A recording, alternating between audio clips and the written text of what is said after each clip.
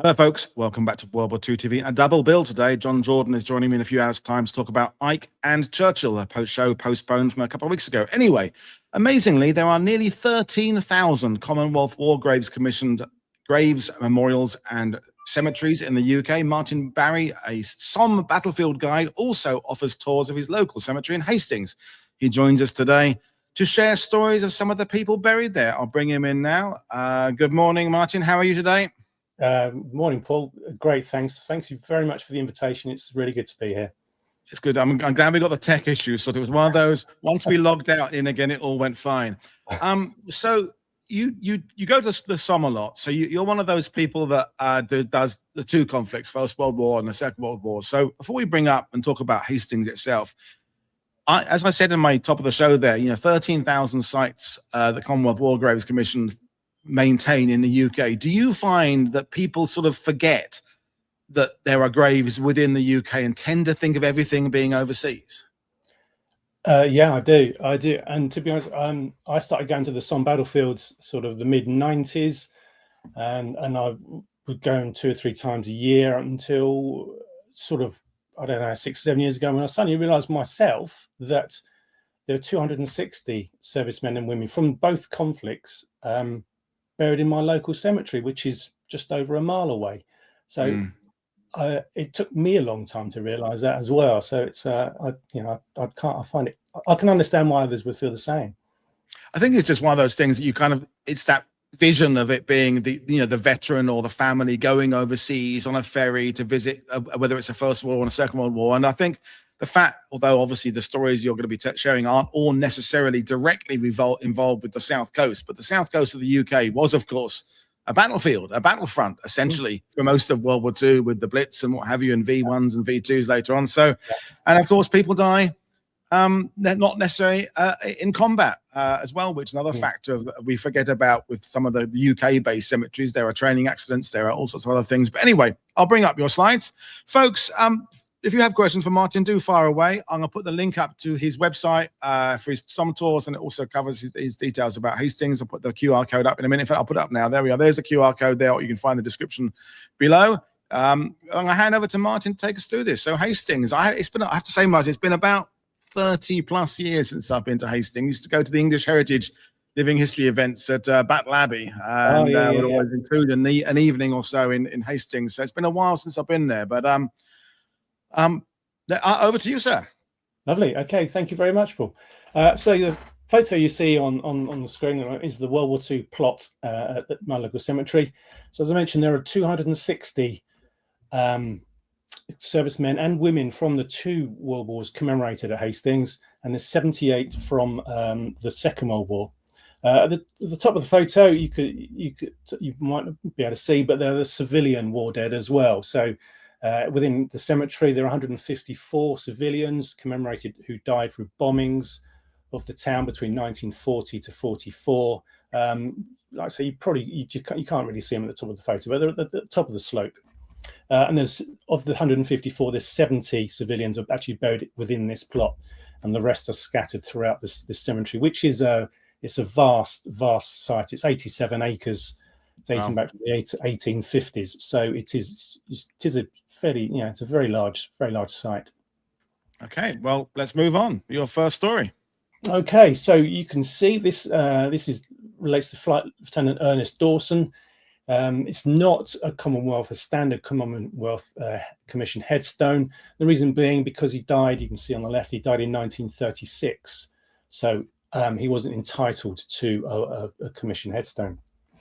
So he was a flying instructor with the RAF. He was 36 years old. In 1931, he marries Miss Collins, and they live locally. So on the 16th of April 1936, Flight Lieutenant Dawson was flying a Hawker Hart. You can see that on the left, a 2-seater light bomber from his RAF base at number 7 Flying School, training school in Peterborough. So there were 3 aircraft in formation, and they were flying over Peterborough for some time. And as they then started to return towards the airfield.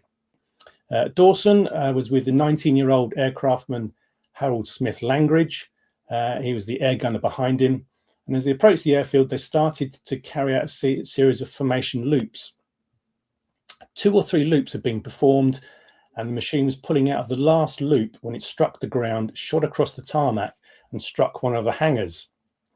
There was an explosion, and the aircraft burst into flames, setting the hangar on fire. Only the skeleton of the building remained. So Dawson and Smith Langridge were killed instantly, but also in the hangar at the time were two other airmen, leading aircraftman Percy Cuthbert and leading aircraftman Stanley King. These two men were rushed to hospital, but both sadly succumbed to the injuries a few days later on. So an inquest followed, where a witness, Corporal Dring, provided the following account. I saw two aeroplanes come out of a loop, circle the aerodrome, and began another loop in front of the hangar at about 300 feet. As it was flattening out, the undercarriage of the leading machine, Flight Lieutenant Dawson's, struck the ground in front of the hangar. It appeared to bounce once and then shot inside at a terrific speed. King and Cuthbert were standing in the mouth of the hangar. They ran to get out of the way, but were not quick enough. They appeared to have been struck by the starboard wingtip and were thrown to the ground. In reply to the coroner, Dring was said that he was not qualified to say whether 300 feet would be a reasonable height at which to loop. The coroner asked, do you think there was any great margin between what would have been a safe ending to the manoeuvre and this present disastrous one? And Dring said, I think a foot would have made all the difference. It was very nearly perfect. So the coroner recorded the verdict of accidental death and noting that all four men had died doing their duty. 2 days before the crash, Flight Lieutenant Dawson's wife had given birth to a baby girl. And when you tell this story in particular, I normally start off my World War II tours with this story. And that's when people realise, okay, and I think you mentioned earlier on, Paul, that these men weren't all killed in action. They didn't die of wounds. They were tragic accidents, a lot of them, a lot of illness and disease, but some of the most tragic accidents too cost such a huge number of lives. Why are the other three, are they the other three buried there as well, or are they elsewhere somewhere? They're elsewhere. So Dawson was a Hastings man, so his widow requested that his body was brought back. The local one. So I presume the other three would have been buried in their local towns and villages too. Okay, thank you. Sad story to start with, and I guess there's a few more coming. Well, it's there's no happy endings here, sadly, but lots of tales of brave men and women, but no happy endings, I'm afraid. So this is Aircraftman First Class Ernest Pitt, and he was born in 1910 in Warwickshire, and is the son of Ernest Senior and Charlotte, who came from Hastings. So Ernest became a car mechanic and chauffeur working from a garage nearby. And in 1934, he marries Winifred and then make home in Sedlescombe, which is a village very close to Hastings. So when war breaks out, Ernest joins the RAF Volunteer Reserve, attaining the rank of Aircraftman First Class. And in 1940, the role of an AC-1 would have included ensuring aircraft were ready for scramble orders, so getting planes refueled and rearmed and back in the air. So in August 1940, Ernest is based at RAF Harwell in Berkshire. This base serves as the home of number 15 Operational Training Unit, part of Bomber Command. On the 16th of August, Harwell suffered its first bombing attack, which came at 6 p.m. when a single raider, believed to be a Junkers Ju-88, came in low over the airfield and dropped 4 bombs, then turned and machine gunned the station. 2 400-gallon petrol Bowsers were being filled from the underground storage tanks, and 3 Vickers Wellington bombers were left burning. One RAF man very courageously tried to tow one of the burning Bowsers away from the storage tanks with a tractor. Sadly, he became one of the 2 fatalities among 7 injured in the attack. The other casualty of the air raid was Aircraftman Second Class Edward Aunders, who was just 22. It was not recorded whether it was Ernest Pitt or Aunders who bravely tried to tow the petrol Bowser away from the burning storage tanks. However, either way, both men lost their lives on this day. And you might be able to see that there's a Percy inscription at the bottom of his headstone, and that says, "With tender love and deep regret, those who love him will never forget." And always read the inscriptions on my tours to the people who come along, and they just give such an insight into the grief felt at home. And in this particular plot, the RAF ones, especially some of them they're just so moving. And I'll talk to about some of the other casualties a bit later on. But for me, it's the RAF ones really do stand out in this cemetery. And I always appreciate the difference in tone of the selection for the families of the epitaphs. You'll go from a bit of Shakespeare or a bit of a Bible quote to "We'll miss you, Dad." I love that variety of the ways that different families choose to put them out. I don't know what I would decide to do if I lost someone in combat. I don't know how I would decide to have one thing, one phrase to sum up what I felt. So it's as I always say to people in Normandy, read them all, because there's just when you think you found the most moving one, you'll walk along and then there'll be another one. And it's when they name the children individually. That's the one that really really do get to you. Yeah. And it's that important thing that you do as a tour guide of personalizing World War II. We did a bomber command show last night, and we've got another ones coming up. Is that 56,000 men and women killed? That's just a telephone number type number. It doesn't make sense. But when you hear about individuals, it all becomes real. It's like the whole analogy of the little girl in the red coat in Schindler's List. One life you can kind of visualize, thousands you can't. And I think that's why it's important to always include, for the people who are doing battlefield tours of any kind, to include cemeteries, because it brings it back home as to the actual cause or the outcome of wars, which is fatalities. Yeah, absolutely. Yeah. Anyway, moving on. Okay, this is Gunner Alfred Butler, and you can see a lovely photo of him there. A very handsome chap. So he was born in 1917, one of 3 children to Richard and Annie. So he joined at the outbreak of the war. He served with the 114th Field Regiment Royal Artillery, a unit based in nearby Bexhill and part of the 12th Eastern Division. So the plan for this division was to remain in the UK to complete training before being sent to France within 12 months of war breaking out. Instead, after the BEF returned to the UK via the evacuation from Dunkirk in May 1940, the division was dispersed to protect strategically important locations and undertake anti-invasion duties, and they were moved to Wales to defend the country there from invasion. So in June 1940, Alfred married Phyllis, and they made their home in Battle Road in Hastings. Unfortunately, the marriage was destined to be short-lived, as Alfred died on the 2nd of September 1940 and was buried here a few days later on what would have been his 23rd birthday. Now, the exact circumstances surrounding Alfred's death are unknown, although some records note that he died as a result of an accident, but no more. I've tried to research as hard as I can to find out exactly what happened to him, but it's still a bit of a mystery. But I wanted to include his story in that, particularly because there's a photo of him. Yeah. And I haven't got photos of all the men and women buried here, but I do like to show the photos to viewers and people come on my tours so they can see it's not just a headstone. Yeah. There's a brave man, brave woman who's buried there that shouldn't be forgotten, and this is what they look like. And the reminder that we don't have answers to all the stories. That's why everyone keeps on progressing at history, because there are lots of questions to answer. And at some point in the future, I expect someone will uncover the vital bit of documentation that explains Alfred's death, and it'll add that little piece of the puzzle. But as we all spend our time just pushing on to try and know everything, but accepting the fact we never will. Yeah, that's very much so. Yeah. Yeah. Brilliant stuff. Moving on. Okay. So this is Percy Cruttenden. So he was a 28-year-old sapper attached to 262 Field Company of the Royal Engineers. He was the son of Charles and Esther, and again, they came from Hastings.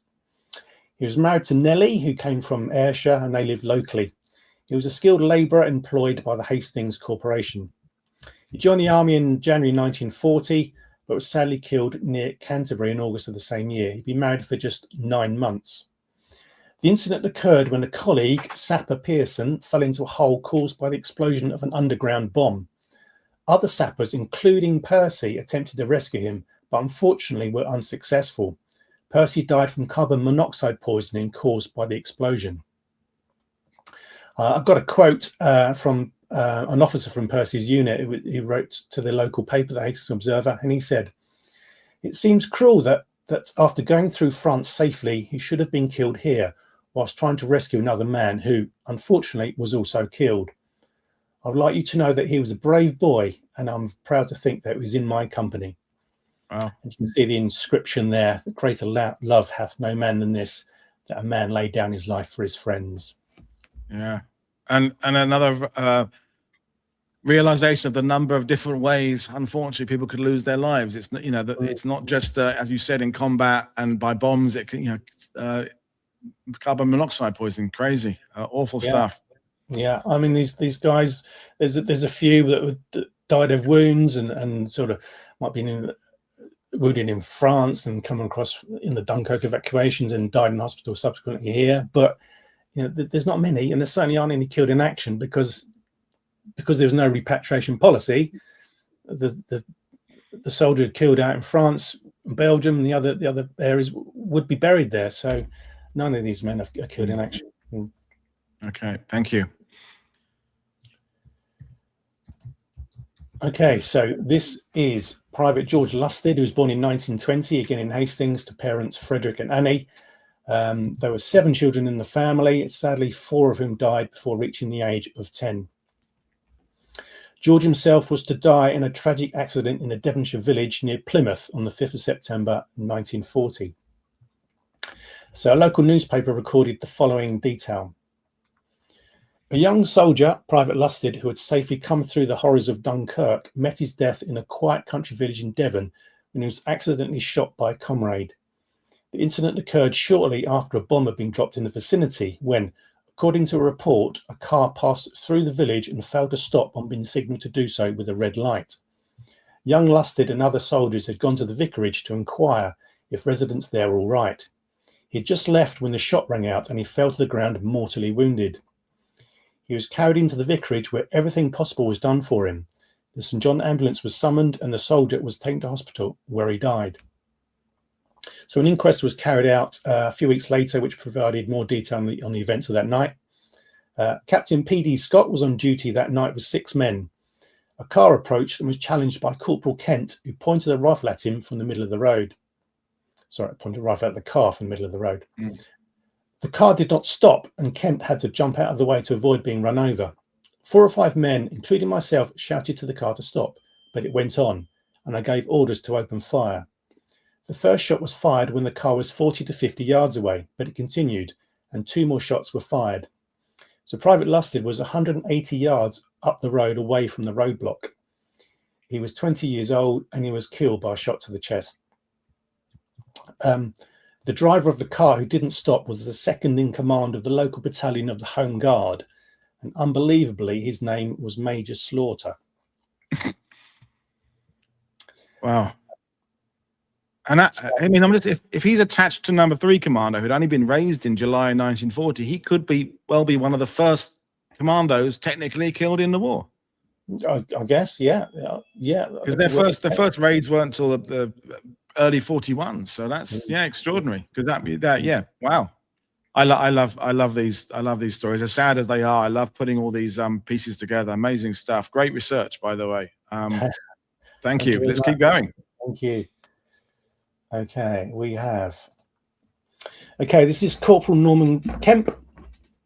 So that's his headstone on the left.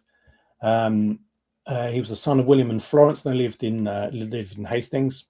So Norman served as a corporal in the RAF. He had a younger brother, Nelson, 6 years his junior, who was a special constable. So Nelson, and that's his headstone on the right, and you can see it's a civilian headstone.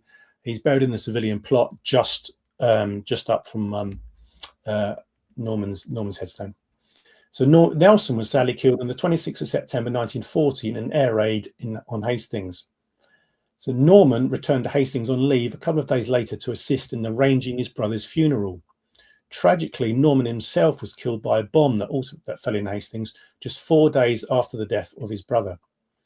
Norman had been married in 1936 when Nelson acted as his best man.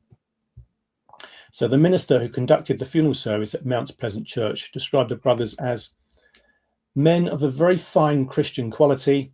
Although they were taken away from us in this tragic manner, those fine qualities will not be wasted, for they are using them in serving God. So, yeah, these guys are buried 30 to 40 yards apart. Nelson dies first in the bomb attack. Norman comes home to arrange his funeral, and he himself dies in another bomb attack, just days apart. Wow. You just wonder what it was like for the families left behind to deal with this double tragedy in such a short space of time. Yeah, absolutely. Amazing stories. Okay, we've got Murphy. Okay, Private Murphy. This is Private Michael Murphy, known as Noel.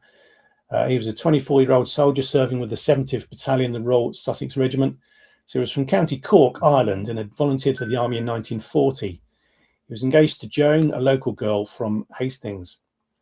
So he was killed in Heathfield, a village not too far from here, on January the 27th, 1941, by a 19-year-old comrade, Private Leslie Boyle, who was charged with Murphy's manslaughter.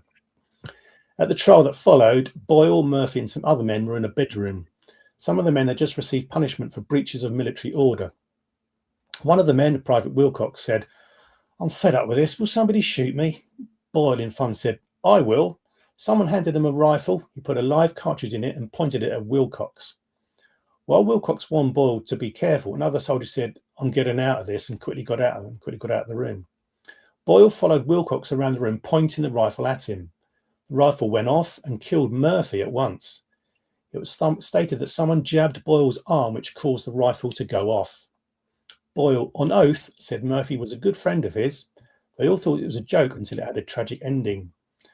Boyle had only fired a rifle once before that, and he now realised that it was a dangerous thing to do, to put a finger on the trigger of a loaded rifle. The jury found Boyle not guilty, and he was discharged. And you can see the inscription at the bottom: "In fond memory of dearest Noel, R.I.P."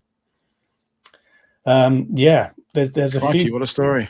There's a handful of cases with some negligent discharges from in the World War II plot and the World War I plot as well. And it just seems, such a tragic waste. It's heartbreaking stories. Yeah, absolutely. Wow. Thank you for sharing again. Okay.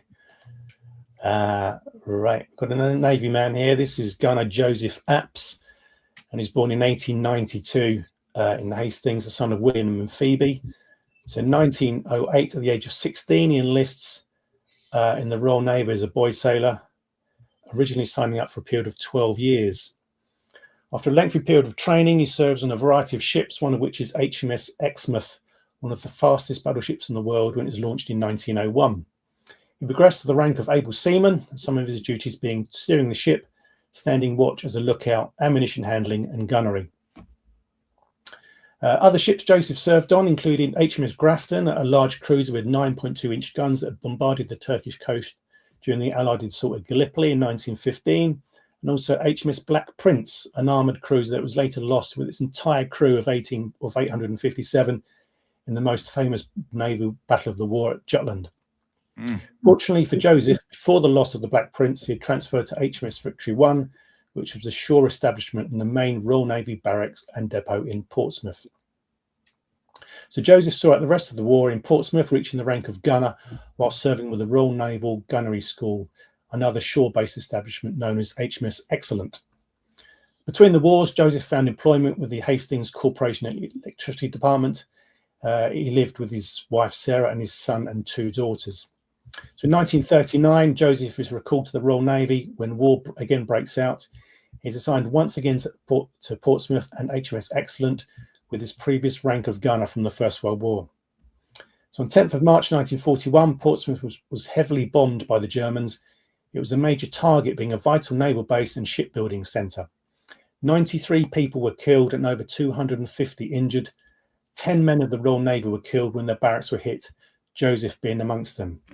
He was 49 years old. And his inscription says, "Happy memories of one of the best." Wow. I mean, to serve through two wars. Yeah. Or just to have to do all of it again the second time round. Okay. So this is Fisherman James Phillips from the fishing fleet of the Merchant Navy. He was born in 1873 to parents James and Elizabeth. He marries Catherine in 1894, and after making the home in Hastings Old Town, they go on to have 11 children, sadly 4 of whom died in infancy. So he was a well-known local fisherman. James served the Royal Sussex Regiment in the First World War, although little is known of his time in the military, as his service record sadly did not survive. So we're moving forward to 1942. James is now aged 69, and he's serving with the Hastings fishing fleet, part of the Merchant Navy. So, you well know, the Merchant Navy consists of British civilian ships and the sailors who crewed them, and played a vital role in keeping Britain supplied with food, raw materials and military equipment throughout the war.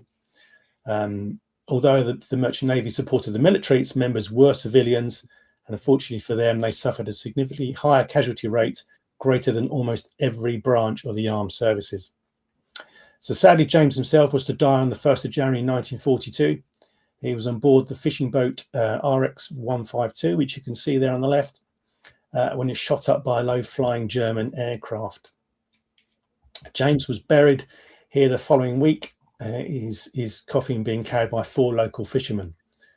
Tragically, his son, also called James, was killed when the Swan Hotel in Hastings High Street was bombed on the 23rd of May 1943, and there were 15 casualties, fatalities from that bombing.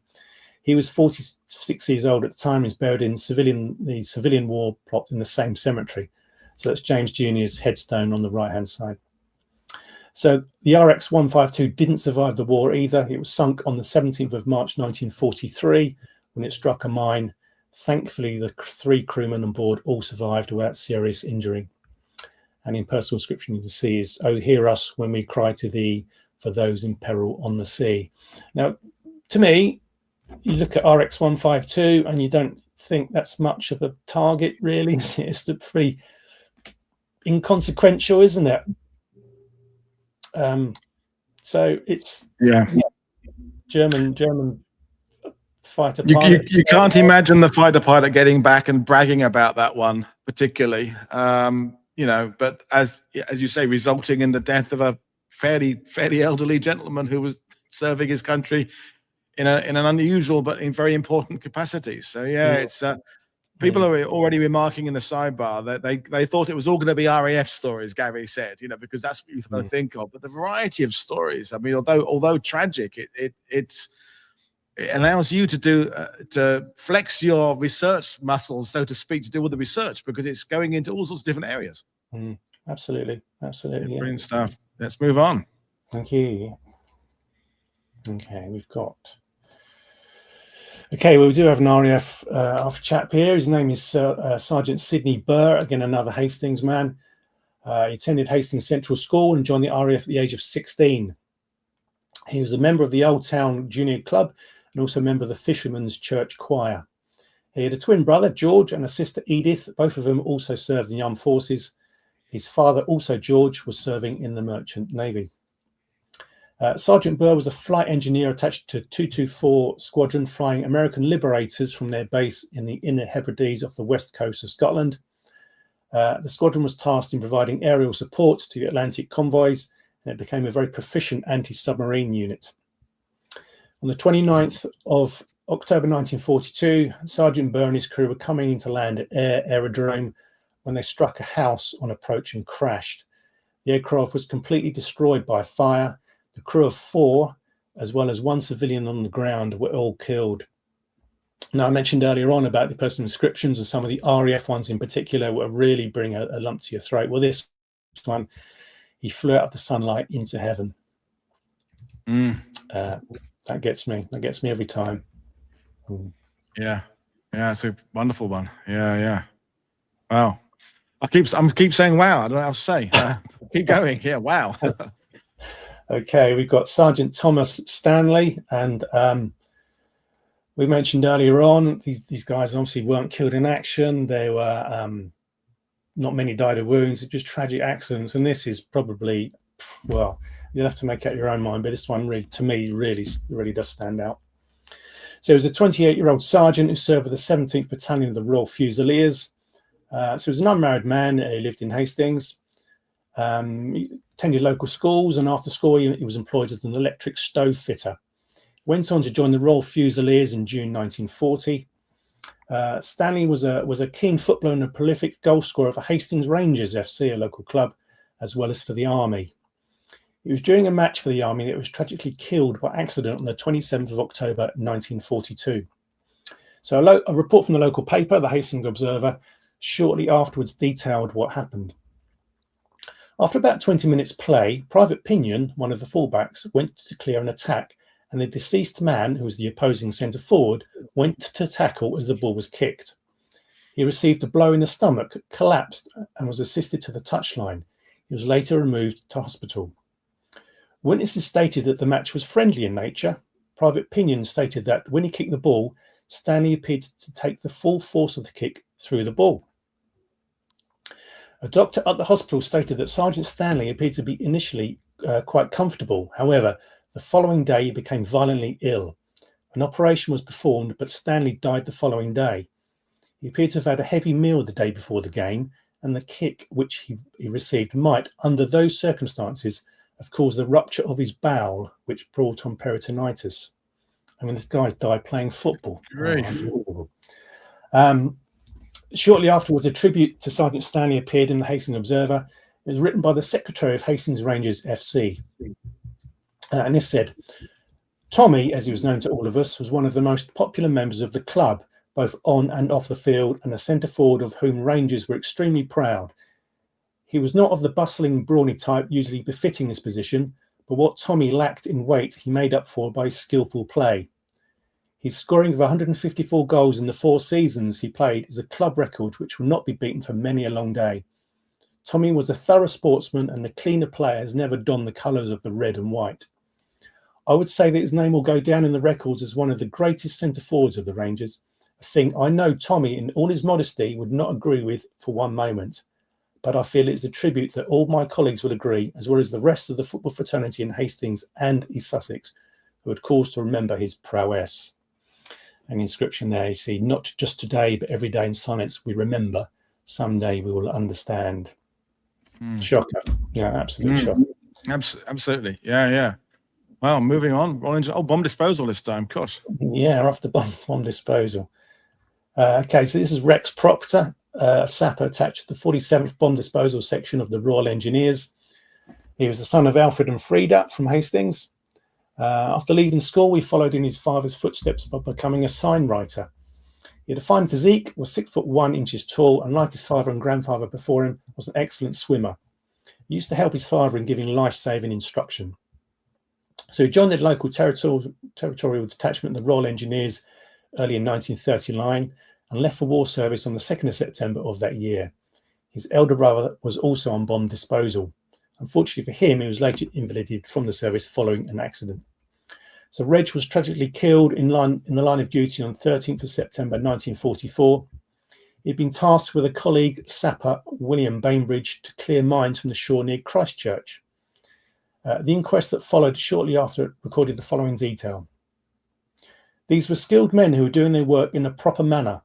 It was possible that an axe used might have hit a mine, or a branch of a tree might have fallen, or one of the men might have stepped onto the ground immediately over the mine. No blame was attached to anyone. Another witness reported the following. I saw 2 soldiers get down behind a bush. They appeared to be chopping a tree down with an axe. One of the men handed back a branch, and immediately there was an explosion. So the coroner returned a verdict of accidental death. Rex was 21 years old. His colleague, William Bainbridge, was 31. His inscription there, it says, also in memory of his friend, the Sapper Reg Playford, Royal Engineers, who was killed in Italy on the 11th of August 1944, aged 23. So I've looked up, that's clearly a very good friend of his, Reg Playford. So I've looked up the inscription on Reg Playford's headstone, and it also makes mention of Rex himself. So it's great that they're remembered on each other's headstones. And I don't remember seeing that before. In all the cemeteries, I don't remember seeing someone honoring a friend, brothers, family members, has a father, but I'm sure people in the sidebar will say, yes, I know of plenty of stories, but I don't think I've ever come across that before. How deep would the friendship have to be of the sort that you've left it, that there's this instructions, if you like, to make sure that you're honoring your buddy on your gravestone? Extraordinary. Yeah, really amazing. Yeah, I agree. So Reg is buried in Italy. And at the bottom of his headstone, it says, in memory of his father and Sapper Rex Proctor, Royal Engineers, reunited. Wow, what a great story. I mean, sad with the death, but great that the connection and the bond is recorded. Fantastic stuff. Oh well, SLI.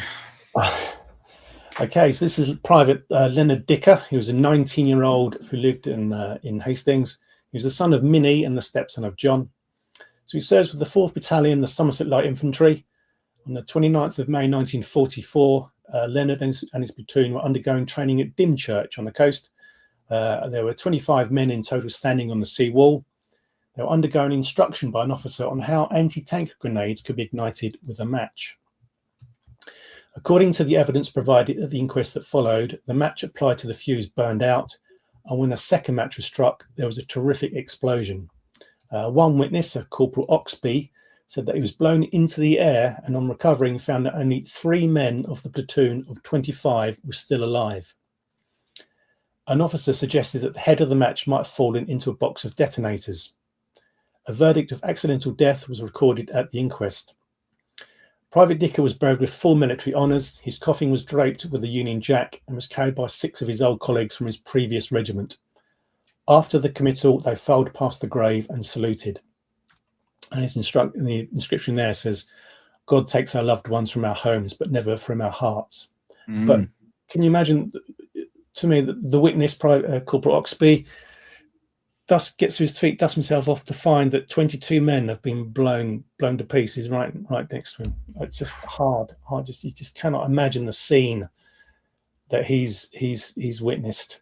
22 men gone in an instant. Yeah. And I think, it's, again, talking about the graves that are overseas, although of course there are accidents overseas as well. I think men and people in combat, if you're moving out from a start line towards enemy position, you're sort of in the state of mind to expect to see wounds and deaths around you. But so many of these stories you've shared so far, they're just sort of out of the blue. I mean, the football one particularly, just you're actually letting off steam outside of the war setting, and then there's death out of it, or the suddenness of these things and the accidents as well. It's wow, yeah, amazing story. I think one of the audience members is summing it up. It doesn't mean to sound morbid, but I kind of enjoy these shows that tell the lives of these amazing people. I get that. I don't enjoy the suffering of these people, but I do enjoy the fact that we're sharing their stories and, in a sense, keeping them going, keeping them alive, as you do on your tours, Martin. So yeah, it's they've all got a story that needs to be told, and they shouldn't be forgotten. And obviously, some died in the thick of fighting, and others didn't. But it doesn't matter. They've all, yeah, I mean, I used to always have that. We're going down a little rabbit hole now, but when sometimes people on my tours in Normandy would say, why was there not that much information always given to families about how their loved one died? And I said, it's because not everybody dies in the way that you would sort of imagine it to be, in like a moment of heroics where your husband is killed charging an enemy machine gun. Some people die because a truck drives over a mine, or in some of the stories the other day. So if they went through to the next of kin, the details of how people died, some people would be startled at the blandness, in a sense, of the way that their loved one died, because it's not the movies, and not everyone dies receiving the Victoria Cross posthumously for heroics. It's just the weird way life and death go in wartime. Yeah, absolutely. Yeah. Well, moving on. Okay, so this is Sergeant Edward Marchant. He was 30 years old when he was killed in 1942. So he married Betty in 1939. You can see a lovely photo there on their wedding day. He was employed by the Hastings Tramways Company as a bus conductor, and he was called up for service in 1940. So he joined the RAF Volunteer Reserves and qualified as a wireless operator and air gunner. So with the introduction of new heavy bombers, the 4-engines Short Stirling, Lancaster and Halifax, the RAF introduced heavy conversion units. So these HCUs began forming in late 1941 to qualify crews trained on midi bombers to operate the heavy bombers before final posting to the operational squadrons. At about 2:30 in the afternoon of 30th of November 1942, Marchant and his crew took off in the Halifax bomber from RAF Melbourne in Yorkshire on a training flight. The aircraft was relatively new and had only been delivered to the squadron a month or two previously. Not long after, the aircraft was seen to flick onto its back and dive from 300 feet into a field just a mile away from their home airfield. The crew of 7 were all killed in the accident. Betty gave birth to a baby daughter 3 months after her husband's death. And you see the inscription, "Gone but not forgotten, always in our thoughts." So there's not a huge amount available about precisely what happened to the Halifax, other than it flicked onto his back and dived into the ground. So I just guess it's like so many of training crashes and the like, where they couldn't determine for definite exactly the outcome of how it came about. Yeah. I mean, we're talking about an era when there are aircraft going down every single day. I mean, in a modern environment, every single tiniest civilian crash would have a huge investigation team going to find out what happened and work out the details. But in a war environment with aircraft crashing all the time and people dying, I mean, there's a war to win. You can't go to the effort of uncovering the background of every single accident when they're happening on the scale they're happening. It's extraordinary stuff. We'll keep on. Okay, well, another RAF chap here. He's Sergeant Robert Sadler, from 22. He's 22 years old, wireless operator, air gunner, flew in short Stirlings, attached to 199 Squadron. So he was the son of Archie and Mabel, and they lived in Hastings. As Robert was educated at a local grammar school and later became a member of the office staff at the local newspaper, the Hastings Observer. He volunteered for the RAF in 1940 and later served in India for 6 months before returning to England in 1944. So on the 25th of September 44, Sadler and his crew took off from RAF station at North Creek, Norfolk, to take part in what was known as a mandrill operation. This is the code name given to a jamming system that was deployed against German radar systems. So on completion of the sortie, the pilot was descending through cloud when the Stirling ploughed into treetops. Power was supplied and the Stirling climbed steeply before diving into the ground at Sculthorpe, Norfolk, all 8 of the crew being killed. I've got an eyewitness report. It's from a young lad, and he said, "I was cycling when I heard a low-flying aircraft. I looked to my right and saw a plane hit some trees near where the searchlight was situated. Its engines then seemed to go to full power and it plunged to the ground, taking off part of the hedge in the road to Edgefield. By the time I reached it, it was a mass of flames and bullets were exploding. I was there for a while until RAF and USAF crash crews turned up. As I left, they were arguing over whether it was an English or American plane. I left them to it and made my way home. On my way home, I spotted a Perspex plane window lying in the lane. I picked it up and took it back to the crash crews, and from this it was determined that it was in fact a Stirling." Now, to me, the scene of devastation, you've got our experienced RAF crews, United States Air Force crews at the scene, and the scene of devastation means they can't even determine what plane it is, what aircraft. Yeah. We did a show on World War II TV a couple of years ago about, I think it was a B-17 that crashed into a house in the Netherlands where, I mean, it absolutely just disintegrated. It was almost like powder that was found, and the violence of these crashes surpasses what the human imagination can kind of conjure up, I think, tragically. Yeah. Wow. His inscription there, you can see, "He passed through the clouds to all that is glorious." Yeah, another great inscription. That's quite, absolutely. Yeah. Okay, moving on. Okay, so we do within the Hastings Cemetery there's a plot of seven German. The 6 are aircrew, and there's one soldier. 2 of these guys died one died in 1946, one in 1947. I've not been able to find anything on them, but we do have some this crew here. They're Abraham Wagang and Gustav Nelson, who flew a Messerschmitt 110. And so they were on a photo reconnaissance sortie to London on the 25th of September 1940, when they were intercepted by Pilot Officer Dewar from 229 Squadron. Dewar pursued the Messerschmitt at low level, putting one engine out of action. and the aircraft crashed attempting a forced landing in near a local farm near Hastings.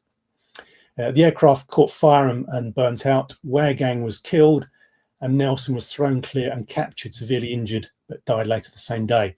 I've read some reports that Nelson actually bailed out, but his parachute was he was too low for his parachute to fully deploy. But I've not had that confirmed. So there's an eyewitness account. First man on the scene was a Private Archibald Russell from the East Sussex Constabulary. I went at once to the scene where the machine had crashed into some trees and a hedgerow had caught alight. When I arrived, it was a blazing mass. The military were in attendance. One of the crew was thrown clear and was being attended to by a military medical officer. He was unconscious and was very badly injured. He was taken to the HQ of the 6th Devons, which was nearby, where he died at 14:20 the same day. The fire in the plane was extinguished by the Hastings Fire Brigade, and immediately it was safe to approach, I found the charred remains of the other member of the crew. They were too badly burned to establish any identity, which we know now it's Waregang. So some relics from the machine is an excellent aviation museum, local village, Roberts Bridge, quite close to Hastings, and some relics from this machine are on display here. But what gets me is their graves are looked after by the War Graves Commission just as well, with just as much care and attention as the Commonwealth graves are in the same plot. They're former enemies, but they're treated with just as much respect as the men they used to fight against. Yeah, important point to make there. Thank you. Couple more to go. Yeah. Okay, so we've got Flight Sergeant Robert Dunn. There is a number of men and women who died in 1946, 1947, sadly. So he never actually saw too much action, but his story is worth telling is just as much as the others. So Robert Dunn was born in 1925 to parents Albert and Jeanette Hastings. Jeanette sadly died when Robert was aged just 3. So he attended the local school where he won a scholarship to the grammar school, where he did well in athletics, 1 year winning the prize for the best all-round athlete. Soon after World War II began, he joined the Air Training Corps and then joined the RAF 1943. He was trained in South Africa, where he took a short university course while also taking part in inter-services boxing. So moving forward to 1946, the war had been over for more than a year, and Robert is now a fully qualified RAF navigator. Early in the morning of the 6th of September, Robert is on board a Vickers Wellington bomber with his 4 crewmates. They're on a local training sortie and are on final approach to RAF Moreton in the Marsh, Gloucestershire, when witnesses on the ground saw a yellow glow coming from the aircraft. Searchlights were switched on to help the aircraft land, but it flew away, and 20 minutes later it crashed in the field about 5 kilometres east of the airfield. The aircraft was destroyed by the impact, and all 5 crew members were killed. The accident occurred by night and with low visibility due to clouds. So Flight Sergeant Dunn was just 21 years old. You can see his head inscription there. With a cheery smile and a wave of the hand, he is flown into an unknown land. But it's so sad that these men are still, and women are still dying. Yeah. Over a year and later, after the war had actually finished, still serving. Yeah. Very sad. Yeah. Last one. Last one. Okay, so this is Senior Commander Marjorie Meek of the Auxiliary Territorial Service. She was born in Wallington in Surrey 1907 to parents James and Kate, and later in life as a spinster, Marjorie lived in St Leonard's on Sea, Hastings. During the Second World War, Marjorie enlisted in the Auxiliary Territorial Service. The main goal of the ATS was to provide support for the British Army.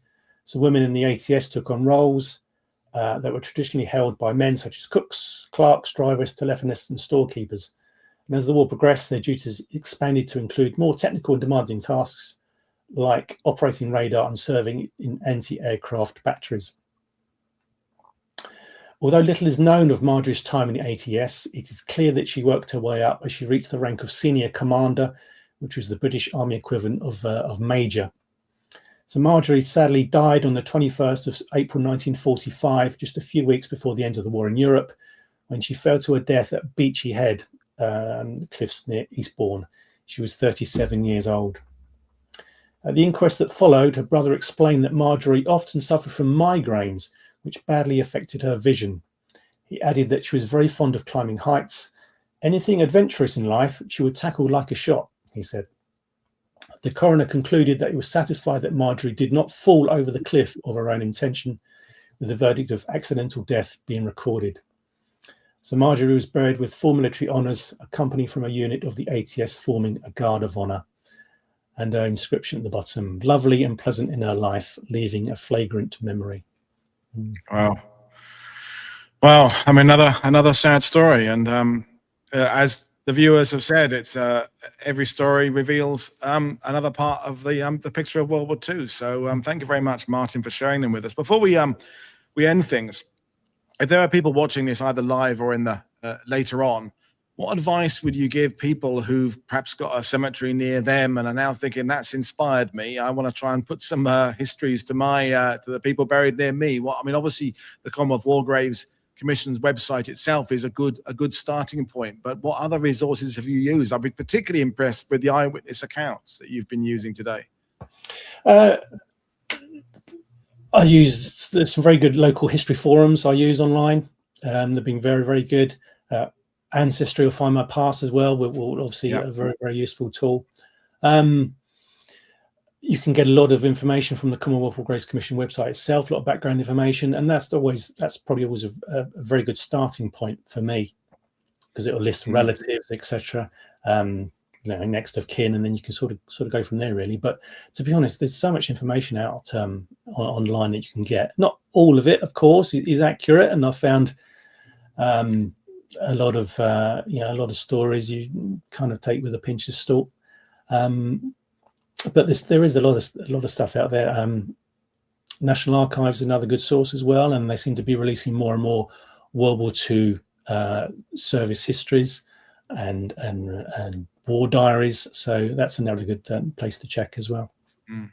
And my last question is, you do your Somme tours now. As a battlefield guy myself, when you're going to a battlefield, you've got some connecting thread, a narrative that you're trying to explain. You're covering, the first day of the Somme, or you're covering a particular area there, and you sort of have a big start, a beginning, a middle, and an end, and then you use stories to flesh it out. With what you've been doing with your Hastings Cemetery tours, how do you have any overarching sort of narrative, or it's just as you've been doing today? It's here's a story, walk a few yards, here's another story, or do you have some overarching intention you have with these stories? I just find it intriguing what your process is. For me, it's pretty much how it's been today. I love talking about these people. I love showing photographs. These people aren't just a name on a headstone. They're far more than that. They were brave men and women, whether they saw a lot of action or hardly any action. Their stories all deserve to be told, and it just, I look at the ages of some of these men and women who died, and what was I doing at 19 or 20 years old? Well, not very much, to be honest, playing lots of cricket, and that was about it. And and they never had the chances that I've had in life, and I just try to impress on the people that come on my tours. I talk in schools as well, and to other sort of local history groups. Try to impress that we should feel grateful for what they did for us, and I think the least we can do is to make sure that they're not forgotten. Yeah, no, absolutely. And the very early conversation, the sidebar, was that it's wonderful, of course, that the Commonwealth War Graves Commission has such a wide variety of places where you can go. The downside is maintaining and keeping all these incredible sites, and we've 13,000 in the UK and thousands around the world, keeping them in good order. Whereas because we've all been to the amazingly immaculately kept cemeteries in France, for example, but alas, they're not all in as quite a good condition. So, but if people are interested in them, in the stories, then hopefully they'll be interested in the maintenance and the making sure these places remain remain there for people to see, because I find it's also connecting people with the local area. If you're from the Hastings area, then it connects you, because you're in your presentation, you'll be mentioning streets that these people have walked down, or schools that they attended, and places, and it connects it. And I think anything that connects a modern person with the past helps sow the seeds of interest. And I pop down to Hastings Old Town quite a lot, and a lot of the fishermen. Some of the fishermen I talked about earlier on, I can walk past their house and thought, blimey, that fella lived there, 80 years ago, and it's just touching history, touching history, connecting to history. Yeah. Thank you. And there are people in the sidebar saying they're probably going to contact you about doing stuff when you're answering yourself in the side. You're doing my job. You are answering to me person and in the sidebar. I thought I was anyone who could multitask. So I'm getting carried away. No, but I urge people to go and contact Martin via his website, either for more information about Hastings, or for going over to the Somme, or just making contact with fellow people, because I know there are people in the sidebar who might be able to help out with some more information about the stories you've shared, or they will ask you something to share information that you have for something that they're researching on. It's all about networking. So there we are. Folks, I've really enjoyed that one. We've had some really long shows that have been incredibly rewarding, but this one's been shorter, but really, really impactful. I've really appreciated your efforts, Martin, doing it. So I have to find a reason to invite you back in the future, I think, because that's I've enjoyed it. So folks, thank you very much. So, folks, you know what to do. The link is in the description below. I'm back in a few hours' time talking about Eisenhower and Churchill. Looking forward to that one. We got more shows. We've got Fleet Air Arm tomorrow. We've got all sorts of things I'm setting up. I'm scheduling shows right into March right now, so I'm looking forward to so many of them. Oh, we've got Hitler. We've got aircraft. We've got 8th Air Force crews. We've got Escape and Invasion. We've got battles, popular memory, all coming up. So as always, click like and subscribe, and consider becoming a patron. But in the meantime, thank you, Martin. Thank you, viewers. I'll have a few hours break, and I'll see you all later. Cheers, everybody. Thank you. Bye.